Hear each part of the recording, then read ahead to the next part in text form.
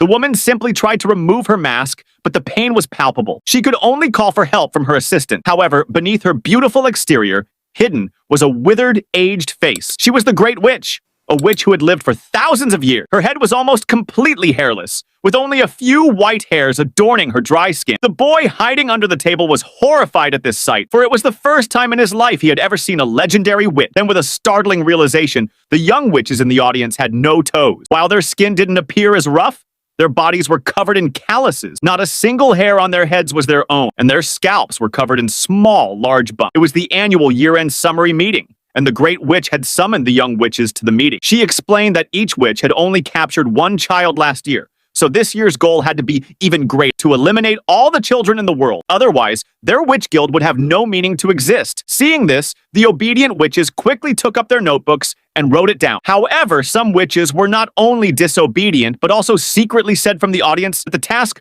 was almost impossible. Unexpectedly, this was overheard by the Grand Witch. The nearby witches quickly retreated, knowing that provoking the Grand Witch would result in a terrible outcome. Before the boy could react, the Grand Witch suddenly waved her hand and unleashed lightning, burning the boy to ashes. The boy, hiding under the table, was instantly terrified, daring not to make a sound. However, during the Grand Witch's subsequent speech, the boy learned of the witch's shocking plan. The Grand Witch revealed that she had a large amount of British pounds and then distributed all of them to the young witches. It turned out that the Grand Witch wanted the young witches to open a candy store when they returned home and provide free candy to children on the street. Because children love candy, she suddenly suggested that they poison the can so that the children would faint from the poison. Who knew that this would happen?